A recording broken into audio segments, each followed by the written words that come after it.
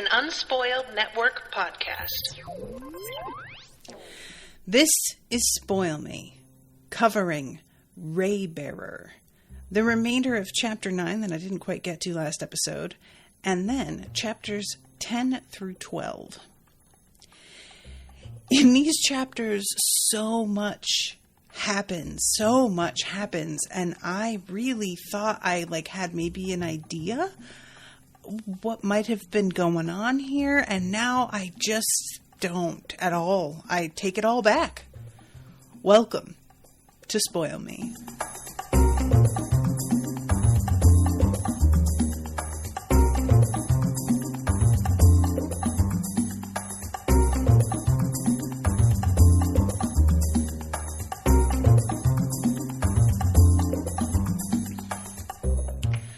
Welcome to the show, everyone. I am Natasha. Thank you very much to Ashleigh for commissioning this episode. Ashleigh is here in the chat along with Juma. And yeah, I, like I said, wasn't able to quite get through all the material last episode, and I underread for this episode and only did, I think it was about 35 pages according to the Kindle. So by the end of chapter 12, I felt like so much had happened, and the landscape of the story had shifted so much that I was totally confident I had enough to carry me through an hour. I probably could talk for much longer actually about what's going on here. So when I last left off, I had already, talked about what happens at the end of this chapter, but in the actual beat-by-beat recap, I had only gotten to the part where Terasai is talking to Dio, and he blurts out what the things are that he is not yet immune to.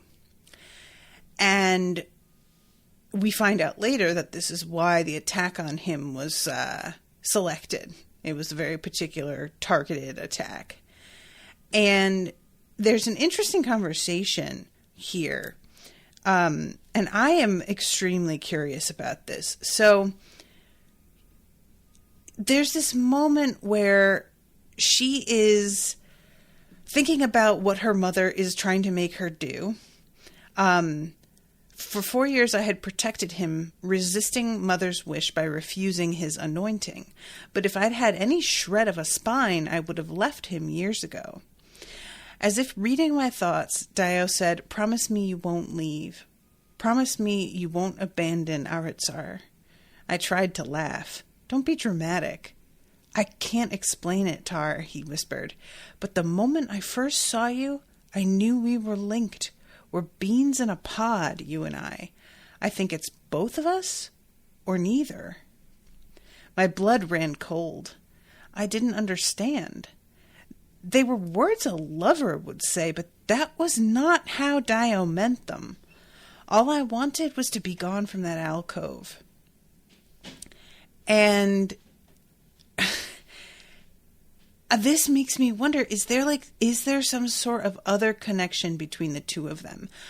We know that the king is fully aware of who the lady is and knows that Terasai is her daughter. There was that amazing story with the mango tree, which I swear to God, I've reread that one story several times now because it's just so good. And his anger at that story and the fact that there was a hatred blazing from him towards Terasai specifically. It wasn't just an anger at the story. This felt much more targeted to me, the way that she was describing it. I think her link to her mother made her a stand-in for her mother in that moment. And I think that story about the mango tree was a little bit too close to home about maybe something that he did to her mom. And because there's this whole thing with this woman who was, meant to be the Raybearer, and they act like it's a fluke. And there's something going on with Songland and the fact that only the only redemptors are born there now. And it all makes me feel like something about bloodlines is being controlled by somebody. And I can't help but wonder if, like, the Raybearer thing, they're saying, well, the Rays have only ever selected a man. But how do we know that? We've been told that. But are there women who were somehow cut out of the line of inheritance, basically? Is the lady somebody who, the Rays should have gone to her, that they connected with her, and something was done to keep her from getting to have them? And is it possible that because I can't decide if there is something like blood linking Dio and Tarasai. I feel like it could just be the magic. It could just be the way that she was sent to hurt him. I can't imagine that. I mean, they clearly don't have the same father. If they were linked by blood, it would be that they have the same mother, or there was something else further up the family tree that related them. And if that's the case, it's interesting that nobody has mentioned it, considering that everyone knows she's the lady's daughter. I would have thought that would come up.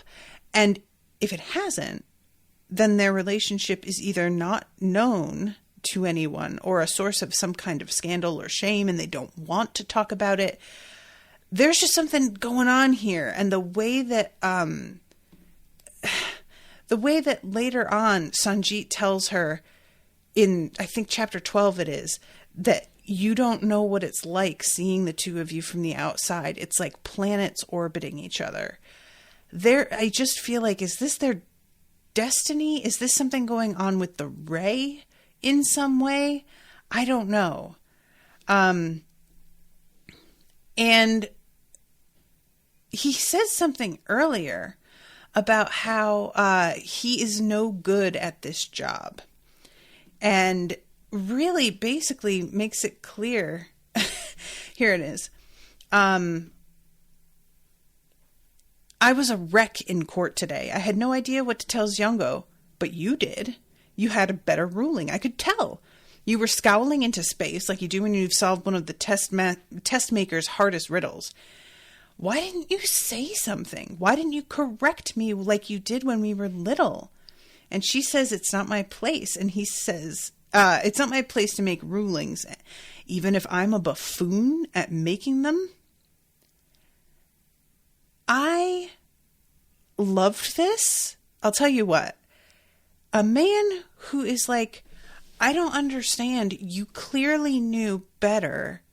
Why wouldn't you correct me? Is a man I can admire deeply. It is astonishing how hard that is for men to say, even when they love you, otherwise are completely in support of you. It is really an instinctual thing.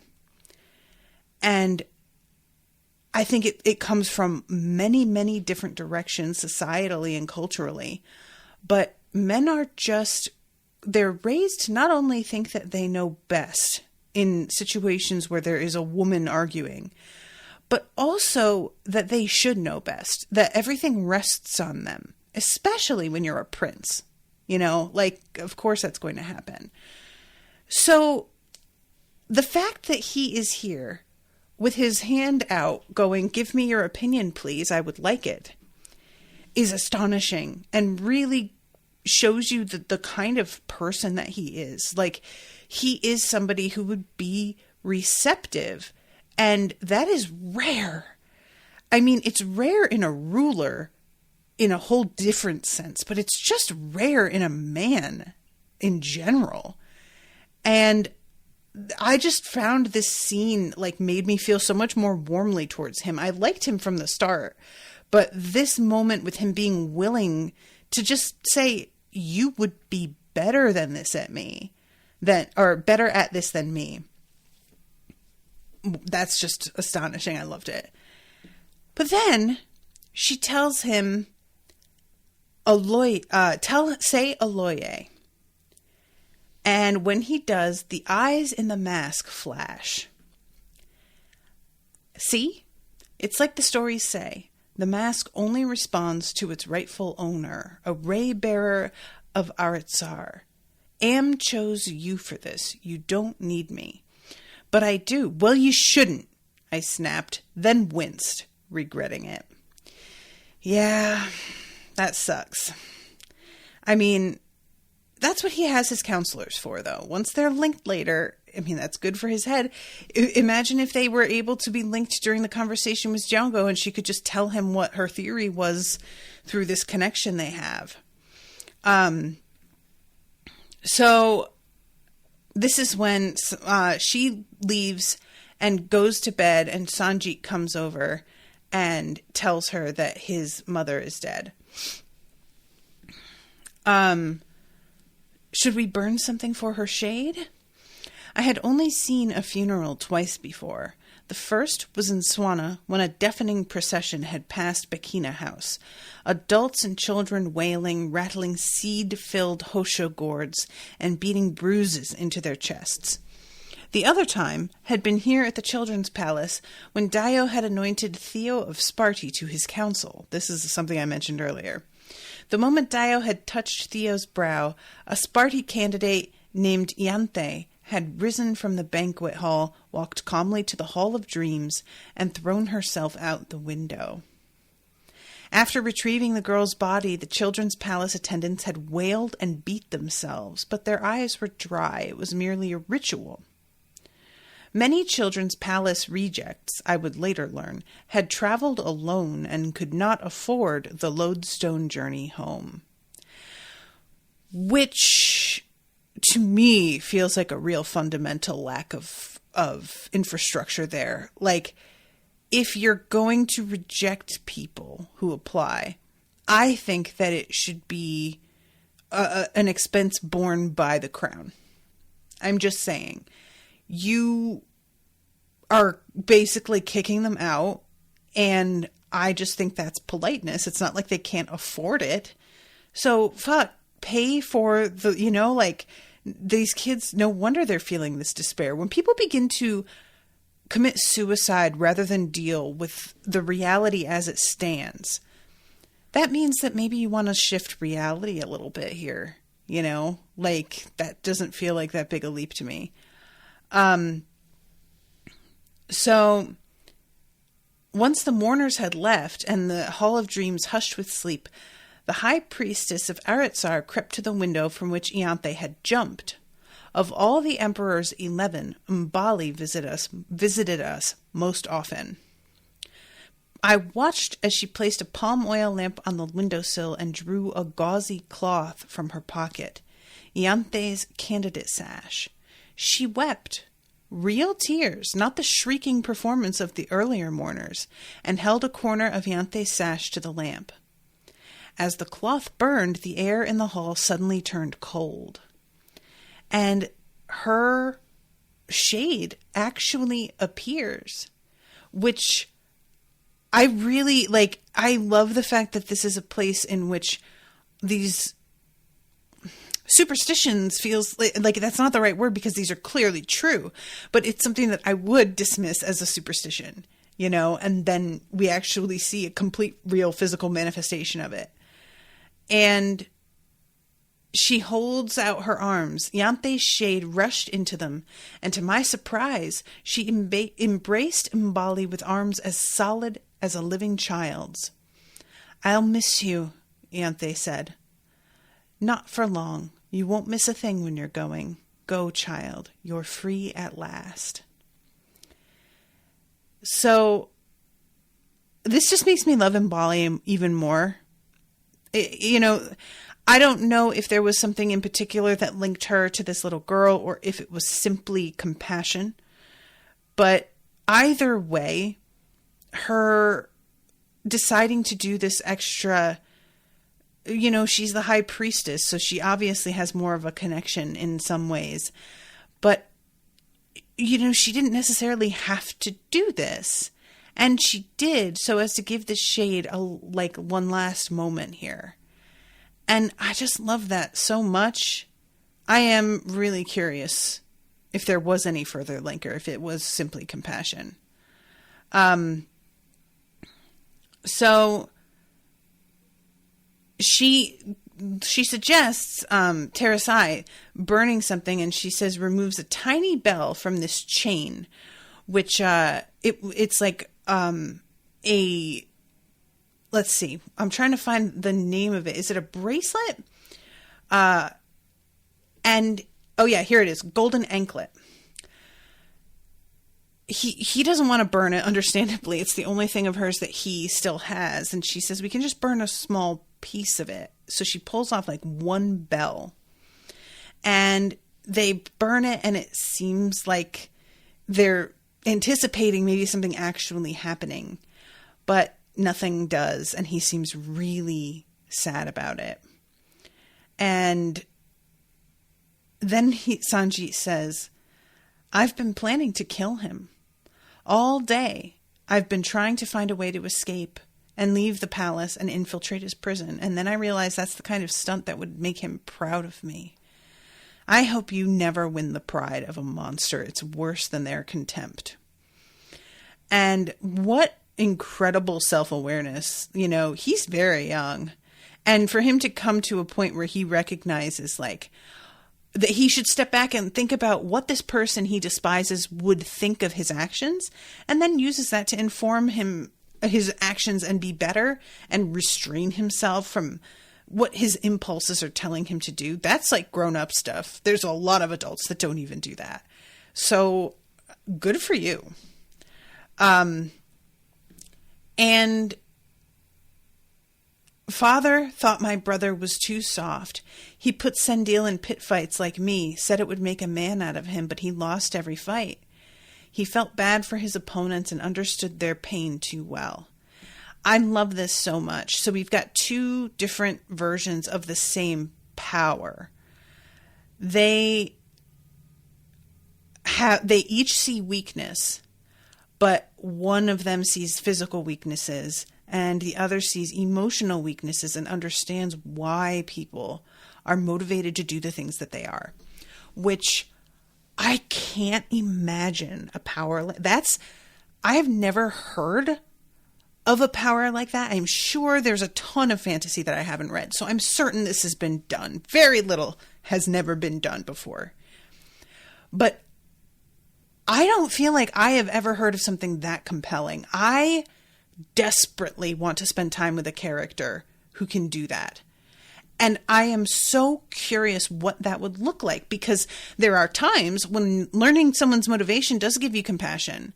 And then there are going to be times where learning somebody's motivation grows your contempt for them.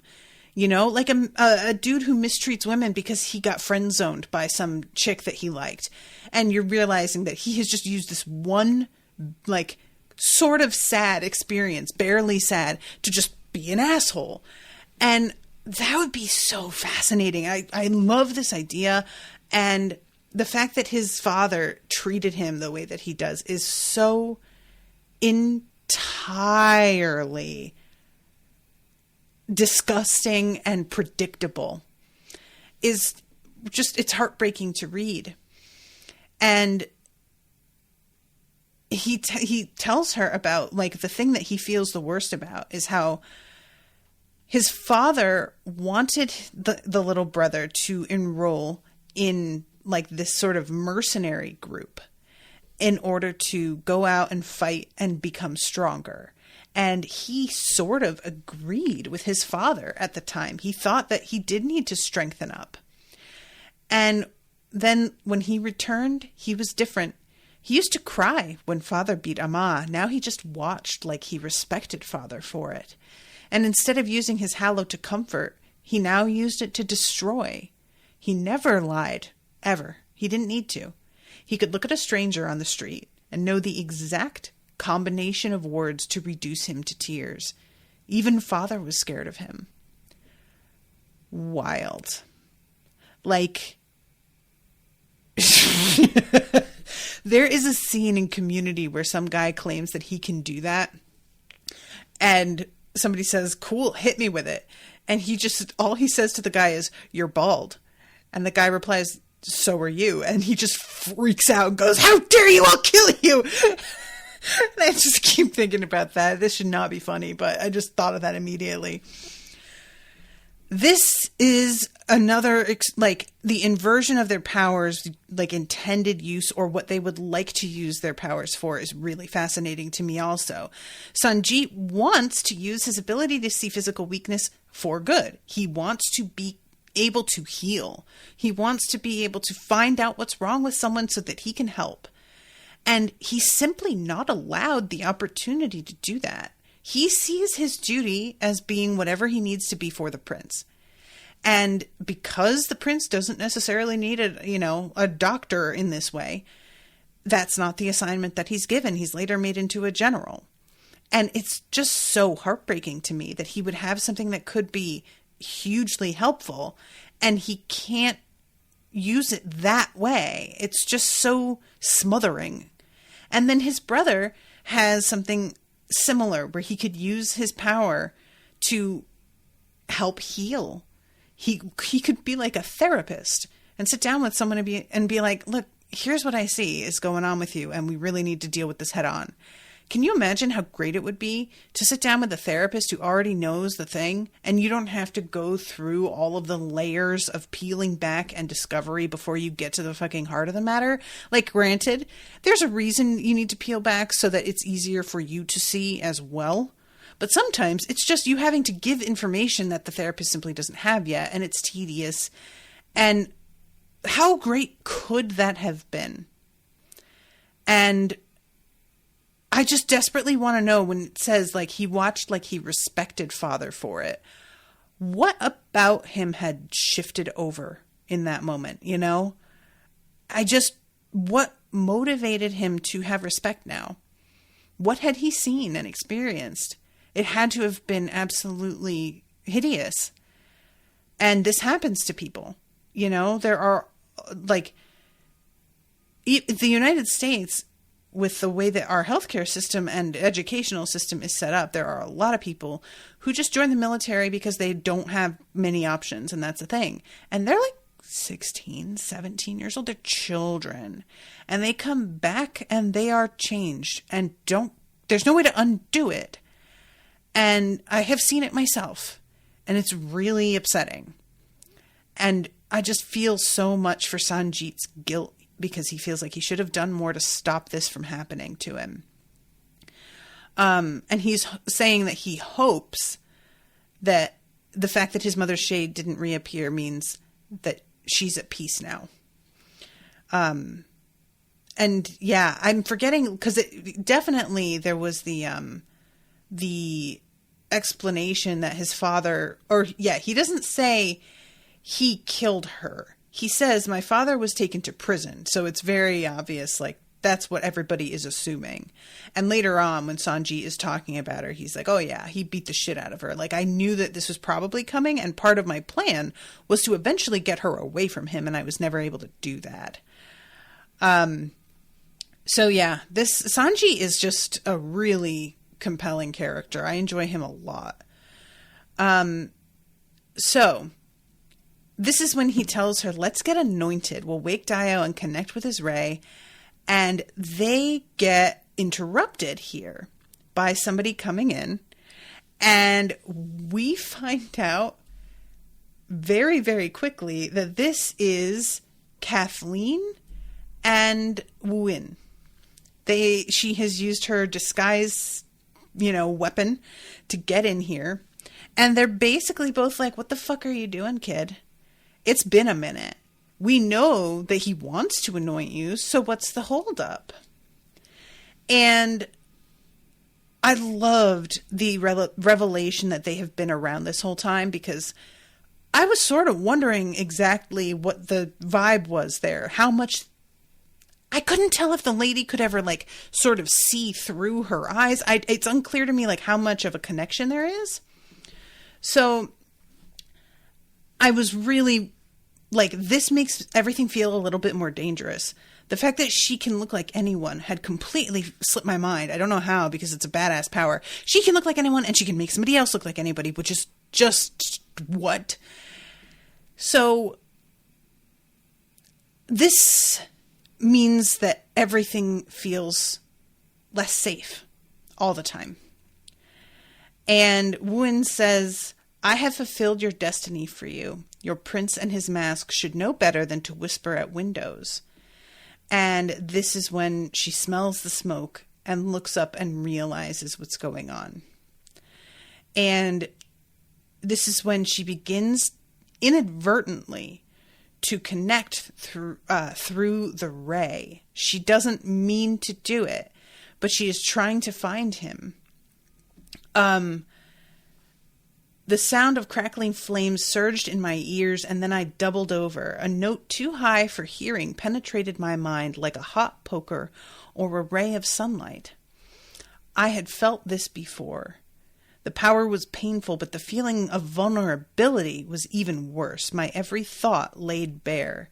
Yet something inside me reached for this invader like a vine creeping toward the sky. I swallowed and then stopped resisting. And she can immediately hear him. And she manages to go and save him and chants to herself that she won't burn because we know she won't. She's tried to. And eventually manages to save him, and he wants to anoint her in front of everybody. And she does this thing that is wild.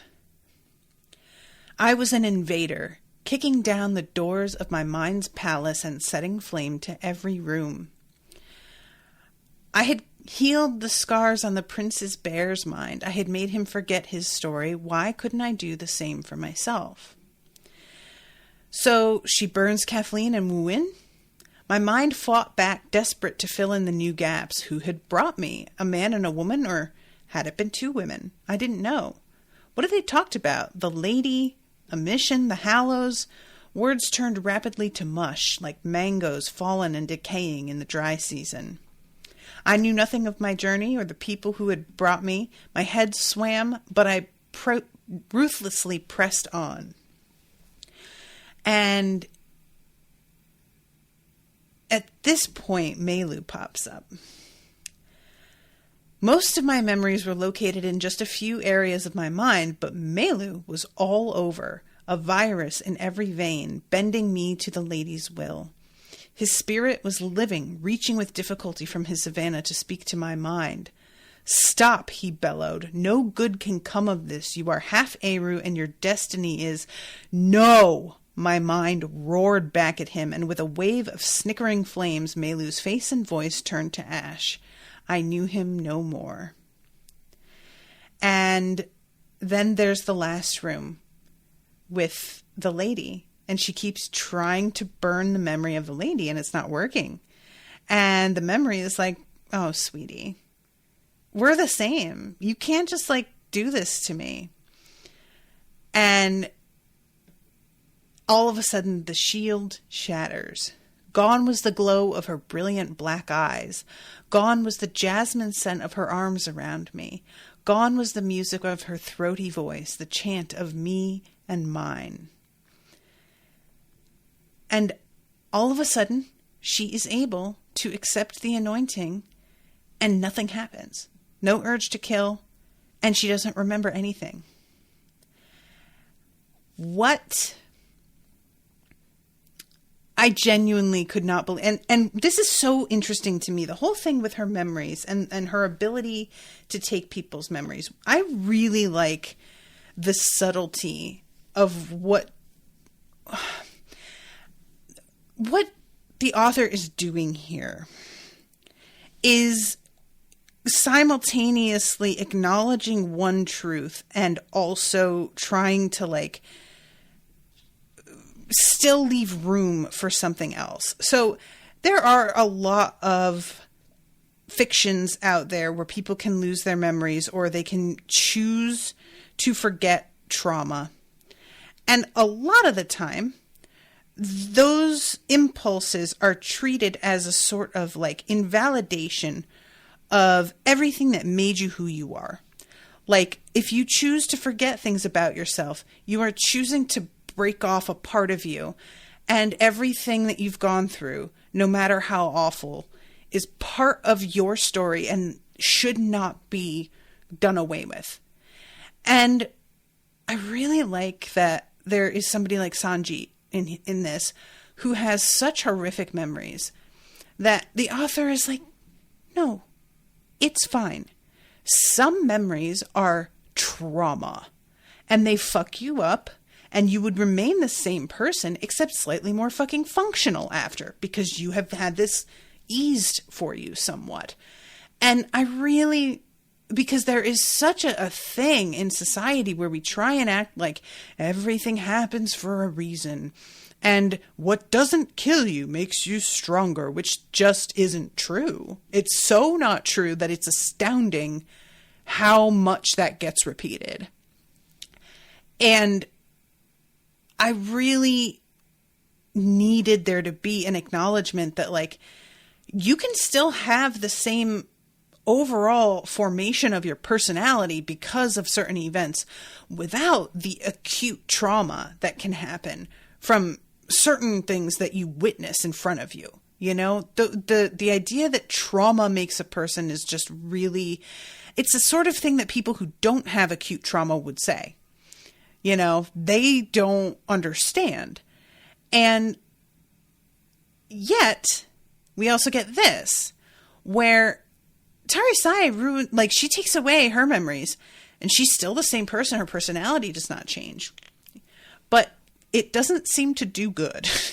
You know, it's good in the short term where she's able to be anointed. And I was really excited about that because I 100% wanted her to be on this council. But also, as things begin to shake out later, I'm like, oh, maybe that, I mean, there was no other choice really in the moment. I get why she did it, and it makes sense. And it's really kind of great to know that you can do that you have that sort of control over your own mind. I'm sure a lot of us would kill for that. But has it made things worse? Because it kind of feels like it might have done. And she's beginning to worry that it might have done as well. She doesn't understand what it is that she was avoiding or what she's being held responsible for later. But she can feel that she was supposed to do something that allegedly was going to have an overall positive net value. I don't know if that's true or not, you know? So let's see. This is when we jump ahead. We go into part 2 in chapter 10.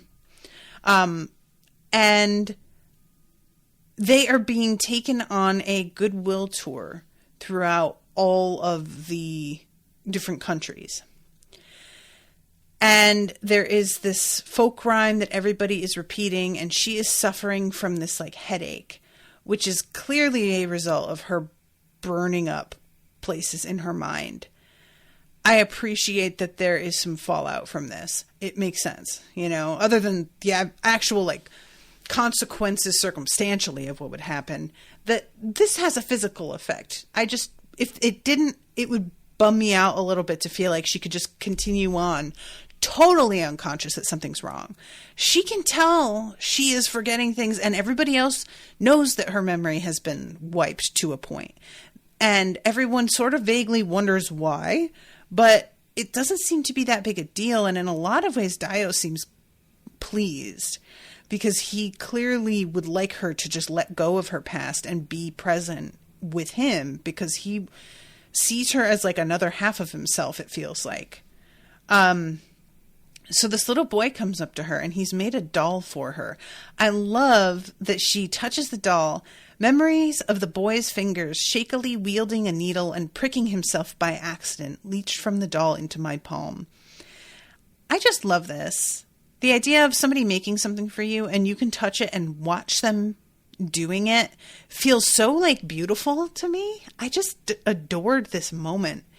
And it just made this whole, it felt so much more significant somehow, you know? And he tells her about how they like burn offerings in front of the portraits of her and the other 11. And she doesn't understand at first that it's like offerings like they would make to gods. And she's sort of wondering,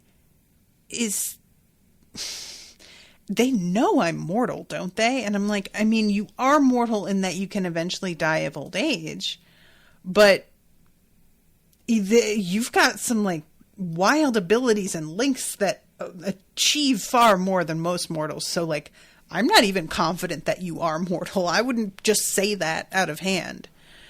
And the kid is asking her about her parents and about the fact that, like, Auntie says it's suspicious how no one knows who your mother and father are, but Papa says it doesn't matter because you saved the prince's life. Are your parents poor? Will you visit them when you go back to Swana? Excuse me. And at this point, she's really, like, all of his questions are bringing forth the very memories, or attempting to bring forth the very memories that she tried to destroy. So her headache is just getting worse and worse, and eventually Dio has to sort of interrupt, and he handles this kid really well. Is so sweet to him. And this is when he tells her to forget Swana. You're one of us now. That's all that matters. So they go to Ibujo Temple. This is really something. I can't, like, I was just so unprepared for the way this went. Centuries ago, monsters had decimated the domed ceiling. Pillars of translucent limestone shot through with purple veins rose around us, supporting nothing but the sky. One side of the chamber held a marble altar, our semicircle of gilded stools, and standing room for onlookers. On the other side, hedged by a low spiked wall and guarded by shaman warriors, lay the Oruku Breach, an entrance to the underworld. So we had been told about this breach. And at the time, I was like, what? And now we're here, which I just didn't think we would just go there. Like, I just didn't. And I will tell you what, guys, even in as much as we've got, like, you know, a Jinn and Hallows and the Ray, all of this fantastical stuff, I was still, like, unwilling to think that the monster thing was real. I was so prepared for these sacrifices of children to be like a whole other scam that was going on. For him to be demanding children and claiming that they were going to be sacrificed and then making use of them in some other underhanded, sinister way. Or there are monsters, but, like, maybe the monsters are the kids that get sent. You know, like, later on, when these demons appear, they are described as looking like children. And Terry Sai's internal monologue says, in a mockery of the children who were sacrificed. And I'm like, what if it's not in mockery? What if it's because that's what they were? What if they were people? I don't think so now, though. I don't have any real reason to not think so, other than the fact that they have so little compassion.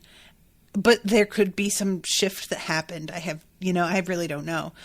But yeah, I had all of these sort of thoughts about what could be going on here. And then once everything shakes out in this scene, I was like, never mind. The temple had been built as a fortress around the breach, but after the treaty, Redemptor children were forced to enter the breach regularly, and so the fortress had been converted into a temple. Every 100 years, the breach chamber hosted the peace ritual between the Auric Crown Prince and the continent's ambassadors. This century, the preliminary ritual happened to coincide with our council's ensealment ceremony, in which we learned the titles we would inherit from the Emperor's 11. So,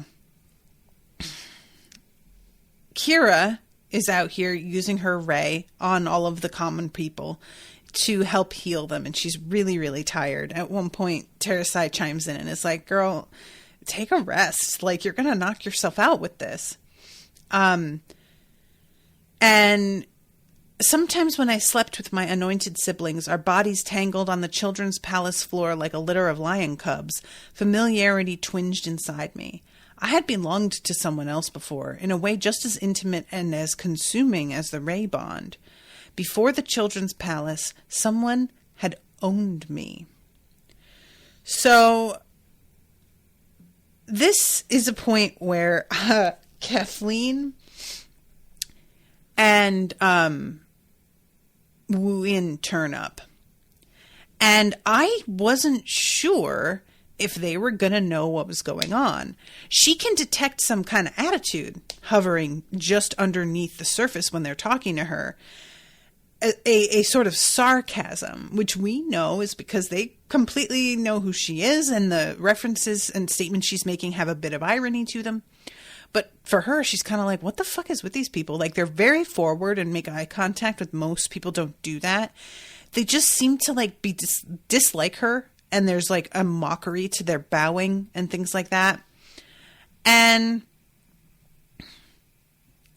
Wu-in has a child with him, a young Redemptor girl. I noted the difference between her marks and Wu-in's. His were purple and glittering, hers blue and soft, the marks of a Redemptor who had not yet crossed the underworld. I am Yeun, she piped up. It's nice to meet you, Anointed Honor. And she has a Lily of the Valley crown on, and she offers a matching one to Terasai. And she says, you're as pretty as your mother. You're going to save us. The lady promised it would happen any day now. But first you've got to get your memories back. I hope it's soon. I don't have long before... Her gaze traveled to the breach beyond me. And at this point, Terasai's got a bad feeling. And she's like, how old are you? And when the girl says 11, she's like, oh, shit. Because Redemptor children, when they're 10, are meant to be surrendered to the breach. If they don't do that, that's when there's retaliation. So this little girl she has broken that rule, and bad shit can only come of this. And of course, as soon as she thinks it, Terasai immediately is like, okay, I mean, it's one girl. They're not gonna notice. It'll be fine. And she tells the little girl to hide, and then talks to Wu-in and Kathleen. And Kathleen has this drum that she hands to Terasai, and obviously there is a hope that somehow whatever's like memories are in this drum will shake her out of her amnesia and she'll remember things, but there is nothing to it. Let's see. I plunged into its memories, but when my mind stole into the gourd, only dust and moist darkness teased my senses, along with the skittering of spiders on my skin. I grimaced and withdrew. It's been kept in storage too long, I said. My hallow can only go back a few decades. But thank you, the gift is precious all the same. I told the lady the drum wouldn't work. It's too indirect. She'll never remember who she is through ancient artifacts. We need to awaken the Eru inside her. And evidently, because she has like bound him to her, Melu can't communicate with anybody except the lady. So she's going to have to solve this problem herself somehow. And the way that Kathleen says she needs to awaken the Eru inside her is really interesting, because what she's suggesting isn't so much that the memories are gone, but that somehow Terasai has managed to like cut out that part of her and put it somewhere and lock it up, and is functioning only as a human, and has she was able to turn her back on the obligations of being an Eru and you know what that means. So this is like very interesting to me. I'm curious how much of each of them is correct. So then we get the anointing of everybody, and Kira gets High Priestess, Sanji gets the General, and Terasai gets Lord Judge, Lady Judge, High Lady Judge of Eretzar. And honestly, this makes a ton of sense. You know, she can see people's memories. Who better to tap somebody on the hand and be like, oh yeah, she definitely did it. I mean, that's like just a no-brainer. However, I really feel for her in that she will probably have to see some horrific stuff, you know, if she's doing this sort of thing, and there's just no way to really, like, it's like people who have to screen videos that get posted on YouTube to make sure that they're not, like, you know, violent or hateful, and the shit that people see will, like, fuck their heads up. There was an article written about it recently. People who, like, do that job tend to find a new job within, like, 3 months, even though it pays really well, because nobody wants to do it because it's traumatizing. So part of me was like, oh, great idea. And another part of me was like, ooh, I'm sorry, Terasai. I don't know how, like, active she's going to be from case to case, like, you know, how much contact she would have, but I have to imagine that's what they're expecting of her. So she bends to accept the circlet on her head, but she has the lily of the valley. And there's something very sort of symbolic here in her choosing to take the lily of the valley crown off and accept this instead. And there's like, I'm not going to go through everybody, but, you know, they finish the ceremony and everybody else gets all these different positions. And then they have the cleansing of the temple, and everybody has to spill water onto this shield to commemorate the peace ritual and like sort of refresh it, you know. Then came the emissary from Songland. To beginnings, he wheezed. Songland shall participate in the treaty renewal. May it bring peace to our world, and may the parents of the lost children be comforted. The onlookers squirmed uncomfortably. The last words had not been scripted into the ritual, though no one dared to chastise the emissary. So, yeah, and he doesn't say anything, like, offensive, so they can't really do anything.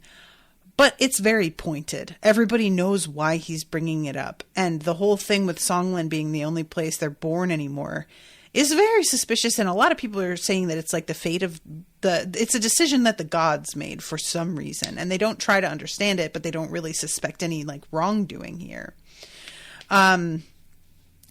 So Songland had tried to boycott the treaty several times, but the underworld would not be pacified unless every realm participated. Whenever Songland resisted, the continent crawled with deadly plagues and monsters until at last Songland complied, grimly sending 300 redemptors into the breach each year. There is something up with these monsters. I don't buy it. I don't buy it. I don't like this. Somebody's fucking lying. I don't like it. So, at this point, they have their last moment where Daya was supposed to, one of the children hands him some myrrh, which he is supposed to drop onto the shield. As a sign of the underworld's acceptance, the water was supposed to turn brown, the color of earth and fertility. But instead it turned white, the color of bones and ash, the color of death. I love whenever anybody makes a reference to the difference in perception of black and white in any culture other than, like, you know, Western European cultures. Like, white is considered the color of mourning and the color of death in a lot of places. And we just sort of take it for granted that white means good, that white means pure, that light is, like, you know, a positive and darkness a negative. And I've always had a bit of a problem with that, even from a kid, just because of, like, how wrongheaded and simplistic that seemed. But getting older, there's also just the aspect of whiteness, you know, and how white supremacy has just managed to turn anything that isn't as light as possible into, like, something negative somehow. It's just, all of this shit is so linked, and it feels really petty to point out little individual things sometimes, but they are all part of this bigger picture that's very important and meaningful. And if we just stopped and looked at how much black and white is used in all of the stories that we love, and how it's the same message every time, that black is bad and white means good, it's just relentless. So at this point, these two figures come walking up out of the breach, hand in hand. And they are Ibujo, demons that took the form of sickly children, a mocking tribute to redemptors, but nothing could have prepared me for the creatures who approached the altar. They looked like twins, with pallid gray skin and eyes made completely of red pupils. They stopped at the barrier of myrrh spread by the priests, and tilted their heads. "Good health to you, Prince. Don't you know it's rude to withhold gifts at a party?" And they basically are like, y'all tried to short us. We got one kid left that we didn't get. And poor Terasai off to the side is like, yo, how can they have noticed? Like, is this really enough? One kid and they're just going to throw it all out the window? And there are so many people around that make this worse. But first there's an emissary. The emissary from Songland, the old man, is enraged because these demons are talking about fairness. And he's like, are you fucking kidding me? We've got shades all over the place wailing because y'all are demanding that we send our kids down there and they're only born to us anymore. And the Ibujo says, when it comes to the birthplace of redemptors, it is the blood, not us, who decides. Which I feel like on the outside it could simply look like she's just saying it's genetic. We don't have control over that. But there's something so much more like patterned going on here that I feel she has to mean something more than that. I don't know. And finally, some warriors begin to interfere, these different guards. You're in violation, back away from the prince, and the Ibujo says there's no treaty until the debt's paid. And apparently myrrh is like one of the weapons you can use against them. He chucks some at her. The creatures screamed, then exploded in a cloud of noxious, biting flies, which is pretty dope, honestly. And everybody gathers around the prince, and he has to say to them more than once, like, guys, I can't die. Can you not? Please help everybody else. I will be fine. It'll be fine. And again, I just love him so much. Dio, why are you such a sweet cinnamon roll? He's just such a soft boy, and like in a good way. I really like him. So here comes cannons. Again, another thing that I didn't expect. With balls of ice, frozen holy water stored in chambers deep beneath the temple grounds. Dope. I am certain that there is some other shit where people use like frozen holy water bullets or something, but I have not come across it, and this is great, and I love it. Excuse me. So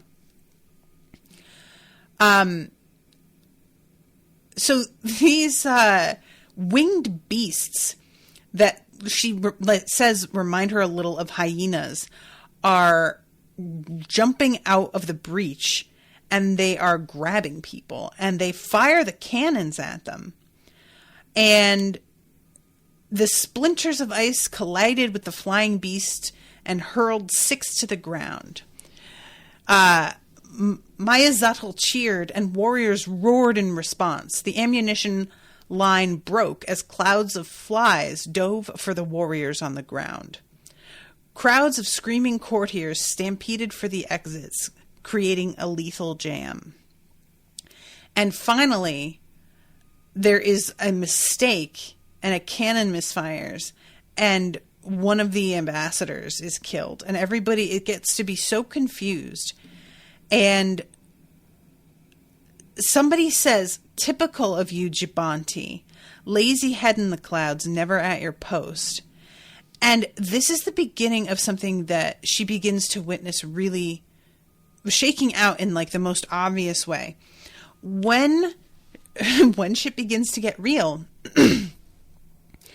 everybody starts looking out for their own people. There's no sense of unity at all. There is no sense of camaraderie as far as like, we're all humans and they're not humans, so we're going to band together to save humanity. It is just all of this tribalism. And she's like, even in the moment, just kind of grossed out at seeing how there are some warriors that literally step over a bleeding child to help this like really glamorous woman just because she's like dressed in the silks that are made in their region, like these kinds of things. And this is when she sees the little girl, Yeon. It's all right, we're getting out of here. And the little girl says, it's because of me, isn't it? And when Terasai says no, she says, you're right, this isn't my fault, it's yours. You were supposed to stop it. The Redemptors believed in you. You were supposed to change everything. There's no such thing as heroes, is there? Outcasts only have ourselves. Then she wrenched my arm off her shoulders and sprinted from beneath the table. She looked back only once, a reproachful stare that shook my bones, before closing her eyes and stepping over the ledge. And everything goes quiet because now the debt's paid. We're good. Now look, this little girl has every right to be angry. But what's so frustrating here is that they're angry at this little girl for not fulfilling a duty that she didn't choose, was not informed about, and didn't understand. And they're seeming to sort of see her as like selfish somehow. And it's like you tried to make her into a puppet against her will, which feels like that violates the spirit of what you're like fighting for here. So while I completely understand the frustration that must be mounting with everybody, because clearly what's going on is deeply unjust. I don't know how it's being done, but something's happening. It isn't Terasai's fault that she fought against an impulse to murder instilled in her as a child for no reason. So then we go to chapter 12, and this is like they're beginning to set up their own household. All of the counselors, they had been in the children's palace, and this is the first time that they're not there anymore.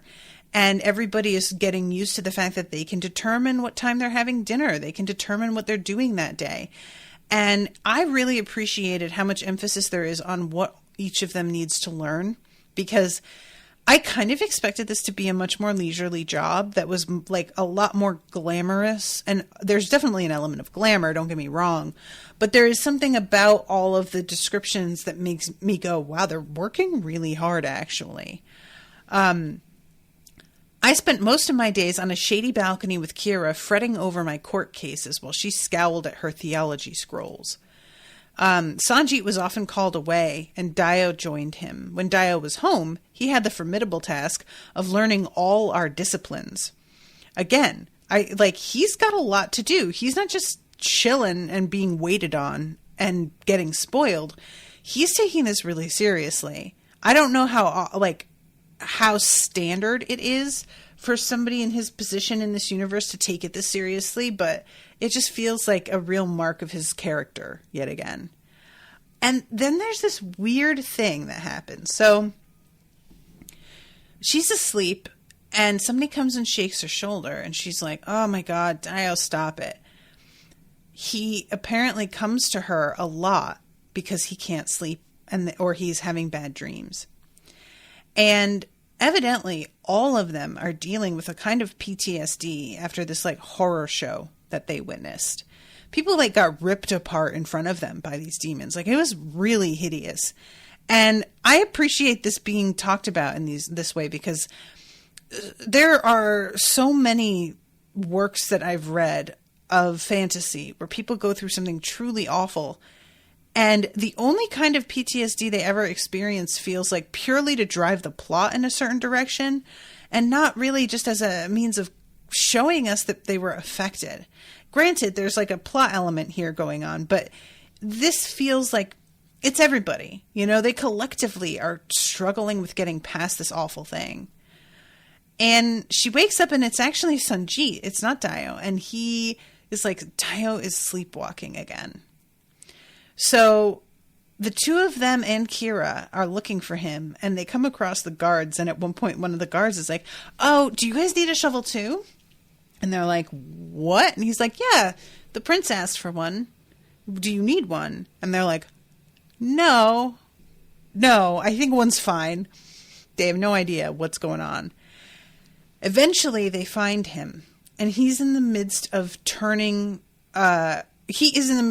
to dig a hole, which they find out later. He's trying to dig his way into the underworld. And it's also mentioned here about how Terasai is still struggling with a fear of fire, which, let me tell you guys, you know, I had a fire in my office like a week and a half ago at this point. And it was a very small fire. I was able to repair my office in a few days, had to patch things and repaint and seal it off. But it was fairly small. And I still have been very gun shy about lighting candles, or we had like a fire pit last night at home, and I found myself like a lot more twitchy and worried about it than I've been. And that was with a very small fire, you know? And Terasai, like, she ran through an inferno to save him. So yeah, that'll fucking do it. I do not blame her. And Dio says, bring them back, the children redemptors. I'm the future emperor. I should save them. Again, with what a sweet cinnamon roll. He is so haunted by the fact that he couldn't help these children that he's like literally trying to do it in his sleep. Part of me wonders if this isn't like an enchantment, you know, but I don't think so. He just seems really that empathetic. And eventually they're able to wake him, and he realizes what's going on. He's like, oh man, I'm so sorry. And they're talking about the mask that he's wearing. It specifically said his immunities to death were not affected by whether or not he still wore it, but the thought of him damaging it made me shiver. What would happen, Kira asked, if you lost it? Dio shrugged. Not much. There are only 2 Raybearer masks, mine and father's, and according to legend, they always find their way back to their rightful owners. Which, I feel like that's going to wind up being significant. So at this point, Sanjeet notices that she pulled a tendon when she was like trying to yank the shovel out of the prince's hand. And he gets her by herself, and he's helping her with her injury. And it's clear he has feelings for her, but he's concerned about what his duty is, because that's just how his mind works. And he says, you know what, I'm not going to get in the way. And she's like, what do you mean? And he's like, everybody knows that eventually Dio's going to choose you to sire his Raybearer someday. And she stands up and is like, what? Everybody knows? And Sanjeet says some courtiers thought it might happen before we left the children's palace. And she's so disgusted that like they were that young and everybody was just already theorizing about it. And he assumes, because of the way they are with each other, that they feel the same way. What it looks like from the outside is like a mutual thing that Terasai feels. And it's like, I don't even think it's one way. I don't think Dio feels that way about Terasai exactly either. The way he talked to her before, and it's all, both of us or none of us. And she says that's the kind of thing you'd say to a lover, but he didn't mean it that way. I genuinely don't think that's what's up. I think that Sanjeet is just misreading it because so many people fail to think that like men and women can both be heterosexual and that close and intimate, and there not be a kind of sexual attraction or romantic attraction there. And when she finally tells him, like, it's never been like that, I don't want him like that, he is delighted, and she can tell how relieved he is. So he feels about her the way she feels about him, but she's not supposed to be able to sleep with him. That's, like, not allowed. So, I hope that they figure something out, because that sucks. And before I wrap up, there's another section that I just wanted to mention really, really quick, because she's talking about the treaty with him and whether or not they could change anything. And he's like, nobody's going to do that. Like, nobody's going to experiment. And she asks why people hate change. And he says, because things could get worse. And there's this section here that I think nailed this shit so hard that I truly had to stop for a second and be like, whoa. Oh, no. You know what I think? I think deep down, we're afraid that things could get better, and that all the evil and suffering we ignore could have been prevented if only we had cared enough to try. I cannot tell you guys how hard that hit me. I was like, oh my God, is that it? Oh my God. Like, I really feel like she's onto something with that. If we realized that we could do anything, then us just throwing our hands up and saying this is why the world, like, this, it's just how it is, doesn't hold any fucking water anymore. Oops. So, all right. So I'm really glad that I stopped at the end of 12, because I could not have fit in any more. But I am very excited to continue. So thank you again to Ashleigh for commissioning this. And I'm really enjoying this book a lot. I hope that you guys are enjoying the coverage, and I will be seeing you again on Friday with a new episode. Until then, toodaloo, motherfuckers.